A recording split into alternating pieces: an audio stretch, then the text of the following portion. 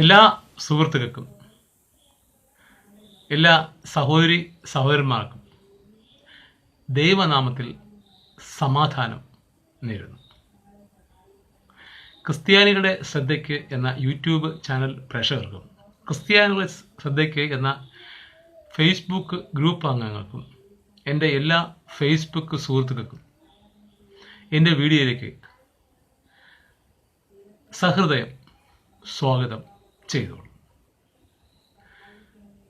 ഇന്നത്തെ എൻ്റെ വീഡിയോ ഇന്നലത്തെ ദിവസത്തിൻ്റെ ചില പ്രത്യേകതകളെപ്പറ്റി സംസാരിക്കാനുള്ളതാണ്.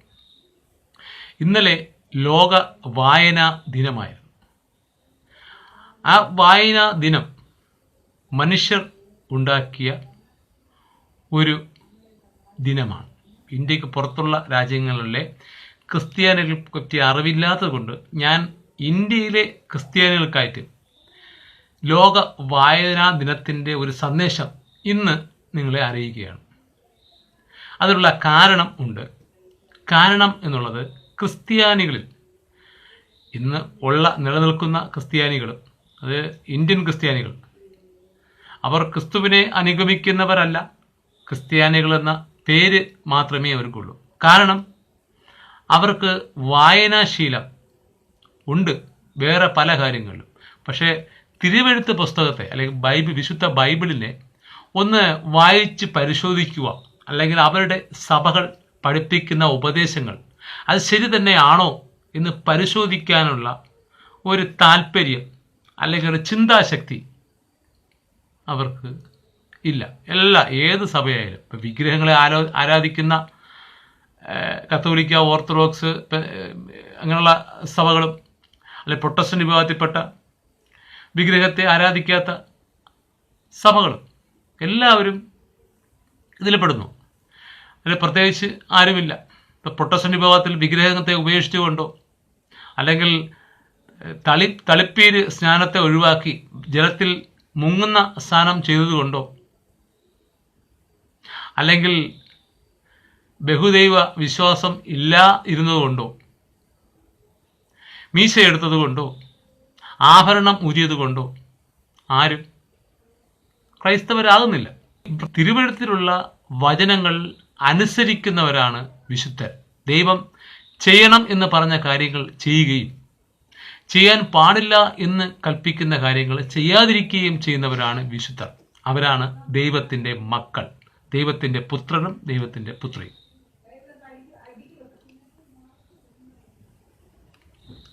ഇന്ന് ഞാൻ പറയുവാൻ ഉദ്ദേശിക്കുന്നത്, എല്ലാ ക്രൈസ്തവ സഭകളിലും പല കാര്യങ്ങളിലും പല അഭിപ്രായങ്ങളാണ്. പല കാര്യങ്ങളും, ഏത് സ്നാനത്തിൻ്റെ ആയാലും ആരാധനായുടെ കാര്യങ്ങളായാലും എന്ത് കാര്യങ്ങളായാലും എല്ലാവർക്കും ഓരോ സഭകൾക്കും ഓരോ അഭിപ്രായമാണ്. പക്ഷേ എല്ലാ സഭകൾക്കും ഒരേ അഭിപ്രായമുള്ള ഒരു വിഷയമുണ്ട്. ഇന്ന് ആ വിഷയത്തെ പറ്റിയാണ് ഞാൻ നിങ്ങളോട് സംസാരിക്കുവാൻ ആഗ്രഹിക്കുന്നത്. ആ വിഷയം ഇന്ന് ഒരു ദിവസം കൊണ്ട്, ഒരു വീഡിയോ കൊണ്ട് പറഞ്ഞു തീർക്കുവാൻ കഴിയില്ല. ഞാനൊന്ന് ഒരു വചനഭാഗം എടുത്തുകൊണ്ട് ആ വിഷയത്തെപ്പറ്റി പറയാം. ആദ്യം വിഷയം പറയാം. വിഷയം എന്നുള്ളത് പ്രാർത്ഥന. ദൈവത്തോട് എങ്ങനെ പ്രാർത്ഥിക്കുവാൻ കഴിയും, ദൈവം എങ്ങനെയാണ് പ്രാർത്ഥിക്കുവാൻ ആവശ്യപ്പെടുന്നത്.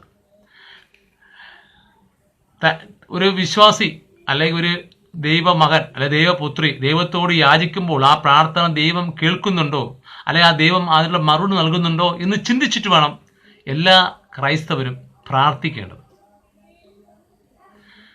നമുക്കൊരു വേദഭാഗം ഒന്ന് എടുത്തു വായിക്കാം. മത്തായി എഴുതിയ സുവിശേഷം 6-ാം അധ്യായം അതിൻ്റെ 5 മുതൽ 18 വരെയുള്ള കാര്യങ്ങൾ, ഒരു വചനഭാഗങ്ങൾ ഒന്ന് വായിച്ചു നോക്കാം. നിങ്ങൾ സഭയിൽ പ്രാർത്ഥിക്കുന്നത് ഇത്തരം പ്രാർത്ഥനയാണോ? ഈ ഭാഗം നമ്മളെ പഠിപ്പിക്കുന്നത് കർത്താവായ യേശുക്രിസ്തു തൻ്റെ ശിഷ്യന്മാരെ എങ്ങനെ പ്രാർത്ഥിക്കണം, എങ്ങനെയാണ് പ്രാർത്ഥിക്കേണ്ടതെന്ന് പഠിപ്പിക്കുന്നതാണ് ഈ വചനഭാഗം.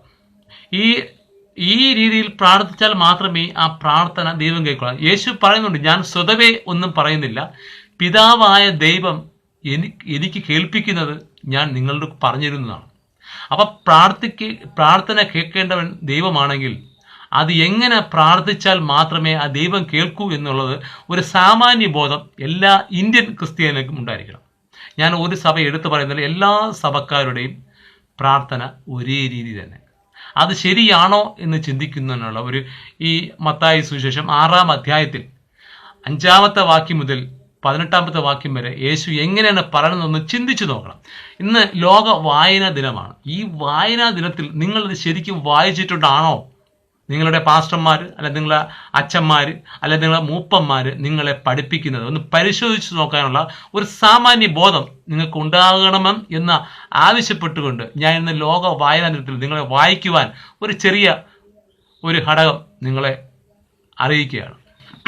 മത്തായി എഴുതിയ സുവിശേഷം 6-ാം അധ്യായം 5-ാമത്തെ ഭാഗത്ത് ആദ്യത്തെ വാക്യം ഒന്ന് വായിക്കാം.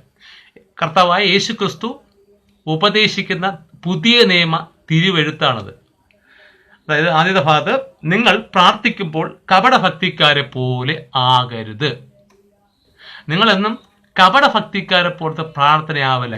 കപടഭക്തിക്കാരുടെ പ്രാർത്ഥന എങ്ങനെയാണെന്നുള്ളത് നമുക്ക് മനസ്സിലാക്കാൻ പറ്റും. തൊട്ടടുത്ത വാക്യത്തിൽ പറയുന്നുണ്ട് കപടഭക്തിക്കാർ എങ്ങനെയാണ്. അതുപോലെ നിങ്ങൾ ആകരുത് എന്നാണ് കർത്താവ് യേശു ക്രിസ്തുവിന്റെ കൽപ്പന. 1-ാമത്തെ കൽപ്പന, പ്രാർത്ഥനയെക്കുറിച്ചുള്ള 1-ാമത്തെ കൽപ്പന. അവർ മനുഷ്യർക്ക് വിളങ്ങേണ്ടതിന് പള്ളികളിലും തെരുകോണുകളിലും നിന്നുകൊണ്ട് പ്രാർത്ഥിക്കുവാൻ ഇഷ്ടപ്പെടുന്നു.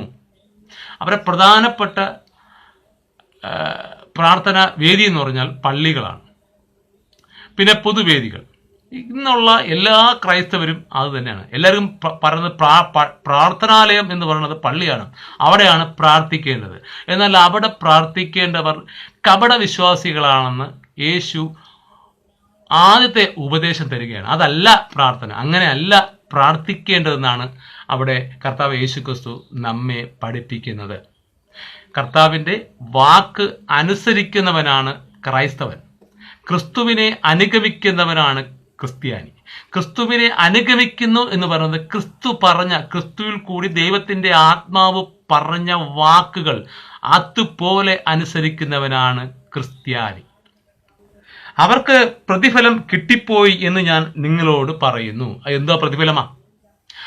ആ പ്രതിഫലം എന്നുള്ളത് ആ പള്ളികളിൽ അല്ലെങ്കിൽ തെരുകോണിൽ, പൊതു റോഡുകളിൽ, അപ്പൊ ആ പരിസരത്തുള്ള ജനം, ലോകം അവർക്കൊരു അംഗീകാരം കൊടുക്കുന്നു.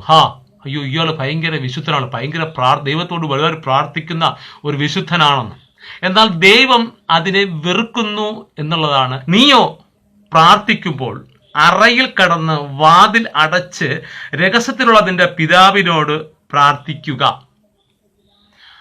അത് പറഞ്ഞിരിക്കുന്നത് നിങ്ങൾ പ്രാർത്ഥിക്കുമ്പോൾ ആ വാതിൽ അടച്ച് പ്രാർത്ഥിക്കുക എന്ന് പറഞ്ഞത് വീട്ടിനകത്ത് അടച്ച് പ്രാർത്ഥിക്കുക എന്നുള്ളതല്ല. ആ പ്രാർത്ഥന വീട്ടിലുള്ള മറ്റ് അംഗങ്ങൾ പോലും അറിയാൻ പാടില്ല. അതീവ രഹസ്യമായിരിക്കണം. അതീവ രഹസ്യം എന്ന് പറഞ്ഞാൽ മറ്റൊരാൾ അറിയരുത്. അതാണ്. ആ പ്രാർത്ഥനയാണ് ദൈവം ഇഷ്ടപ്പെടുന്നത്. ആ പ്രാർത്ഥനയാണ് ദൈവം കേൾക്കുന്നത്.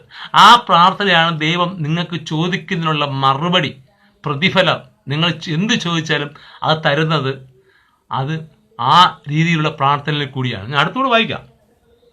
രഹസ്യത്തിൽ കാണുന്ന നിന്റെ പിതാവ് നിനക്ക് പ്രതിഫലം തരും. അപ്പൊ പ്രതിഫലം, പ്രാർത്ഥിക്കുന്ന ആവശ്യങ്ങൾക്ക് പ്രതിഫലം കിട്ടണമെങ്കിൽ അത് രഹസ്യത്തിലുള്ള പ്രാർത്ഥന തന്നെ ആയിരിക്കണം. മറ്റൊരു പ്രാർത്ഥനയെപ്പറ്റി അല്ലെങ്കിൽ ഈ മറ്റുള്ളവരെ തെരുകോണുകളിലും പള്ളികളിലും ചെന്നിരുന്ന് വിളിച്ചു കൂവി അലമുറയിട്ട് പ്രാർത്ഥിക്കുന്ന അതൊരു പ്രാർത്ഥന എന്ന് പറയാൻ ഒക്കത്തില്ല. അതൊരു പ്രാർത്ഥനയല്ല. ദൈവം അത് ജാതികളുടെ കപട വിശ്വാസികളുടെ പ്രാർത്ഥനയാണ്. നിങ്ങൾ ദൈവത്തോട് പ്രാർത്ഥിക്കണമെങ്കിൽ ദൈവം പറയുന്ന രീതിയിലുള്ള പ്രാർത്ഥന പ്രാർത്ഥിച്ചാൽ മാത്രമേ നിങ്ങൾക്ക് പ്രതിഫലം കിട്ടുള്ളൂ. അല്ലെങ്കിൽ വെറും വെള്ളത്തിൽ വരയിടും പോലാണ്. വര വിടുമോ? അതുപോലെയാണ്. തൊട്ടടുത്ത് വായിക്കാം. മറ്റൊരു വിഷയമാണ് ഈ പ്രാർത്ഥിക്കുമ്പോൾ ആൾക്കാർ ഇങ്ങനെ അലമുറയിട്ട് ഇത് പ്രത്യേക ഒരു താളത്തിൽ. ഇപ്പം കത്തോലിക്ക സഭയിൽ പ്രാർത്ഥന ഒരു താളമാണ്. ഒരു താളം, ഒരു ലയം. അതുപോലെ ഓർത്തഡോക്സിൽ വേറൊരു രീതിയാണ്, യാക്കോബയിൽ വേറൊരു രീതിയാണ്, പെന്തക്കോസ്റ്റിൽ അത് വേറൊരു, അതാണ് ബഹുരസം. അത് ഒരു വീട്ടിൽ പ്രാർത്ഥിക്കുകയാണെങ്കിൽ അടുത്ത വീട്ടിൽ പിള്ളേർക്ക് പഠിക്കാൻ ഒക്കൂല, ഒന്നും നോക്കൂല, കിടന്നുറങ്ങാൻ പോലും ഒക്കൂല. ചില സ്ഥലങ്ങളിൽ പാതിരാത്രിക്കാണ് പ്രാർത്ഥന. കൈയടിച്ച് കാലടിച്ച് അലമുറയിട്ട് ചാടി തുള്ളിക്കളിച്ചൊക്കെയാണ് പ്രാർത്ഥിക്കുന്നത്. ഇതൊക്കെ വേറും വെഡിത്തരമാണ്. ഇത് ജനങ്ങളെ കബളിപ്പിക്കാനുള്ള ഒരു മാർഗമാണ്. തെറ്റിദ്ധരി മറ്റു സഭയിലുള്ളതല്ല ഞങ്ങളുടെ പ്രാർത്ഥന വേറൊരു രീതിയിലാണ് എന്നൊക്കെ ജനങ്ങളെ ബോധ്യപ്പെടുത്തുവാൻ ചെയ്യുന്ന ഒരു ടെക്നിക്കാണ്. ഇതിൽ നിങ്ങൾ അകപ്പെടരുത്. ഇത് ശരിയായ പ്രാർത്ഥന അല്ല. ഈ പ്രാർത്ഥനയെ പറയുന്നൊരു വാക്കാണ് തൊട്ടടുത്ത് യേശുക്രിസ്തു പറയുന്നുണ്ട്, നിങ്ങൾ പ്രാർത്ഥിക്കുമ്പോൾ ജാതികളെ പോലെ ജൽപ്പനം ചെയ്യരുത്, അതിഭാഷണത്താൽ ഉത്തരം കിട്ടും എന്നല്ലോ അവർക്ക് തോന്നുന്നത്. നമുക്ക് തോന്നരുത്. അവരിങ്ങനെ അലമുറയിട്ട് ജൽപ്പനം അങ്ങ് ജൽപ്പനം എന്ന് പറഞ്ഞാൽ ഉപയോഗശൂന്യമായ വാക്കുകൾ എന്നാണ് അർത്ഥം. ദൈവം കർത്താവായ യേശുക്രിസ്തുവിൽ കൂടി പറഞ്ഞ വചനങ്ങൾ ഇങ്ങനെയുള്ള പ്രാർത്ഥിക്കുന്നത് അങ്ങനെ പ്രാർത്ഥിക്കത്തില്ല. കാരണം അങ്ങനെ ദൈവം കേൾക്കും. ഇത് ദൈവം കേൾക്കാൻ പാടില്ല. മനുഷ്യരെ മാത്രം കേൾപ്പിച്ച് അവരെ സമ്മതിയുണ്ട് അവരിൽ നിന്നും സാമ്പത്തികമായ നേട്ടം കൈവരിക്കുക. ഇത് ഇങ്ങനെ ചെയ്ത് വിശ്വാസികൾ അവരെ ഭവനങ്ങളിൽ പ്രാർത്ഥിക്കുന്നതും ഈ രീതിയാണ്. ഇത് ശരിയാണോ? ഇന്നലെ ലോക വായന ദിനമായിരുന്നു. ശരിക്കും ഈ വീഡിയോ ഇന്നലെ ഞാൻ പറയേണ്ടതായിരുന്നു. ഇത് ഒരു ദിവസം കഴിഞ്ഞതുകൊണ്ടും കാര്യമില്ല. പ്രിയ എൻ്റെ ഇന്ത്യൻ ക്രൈസ്തവർ എന്നറിയപ്പെടുന്ന പ്രിയ സഹോദരങ്ങളെ, പ്രിയ സഹോദരികളെ, പ്രിയ സഭകളെ, പ്രിയ സമൂഹമേ, പ്രിയ സുഹൃത്തുക്കളെ, നിങ്ങൾ ഈ ലോക വായനാ ദിനത്തിൽ നിങ്ങൾ ഈ ഒരു വചനഭാഗം ഒന്ന് വായിക്കുക, ഒന്ന് ചിന്തിക്കുക. ശരിയാണോ? നിങ്ങൾ കപട വിശ്വാസികളാണോ അതോ ശരിയായ വിശ്വാസികളാണോ? ഒന്ന് ചിന്തിച്ചു നോക്കൂ. ഞാനൊരു വീഡിയോ ഇവിടെ ചുരുക്കുകയാണ്. ദൈവനാമത്തിൽ നമുക്ക് ഇനി വീണ്ടും കാണാം. Good bye.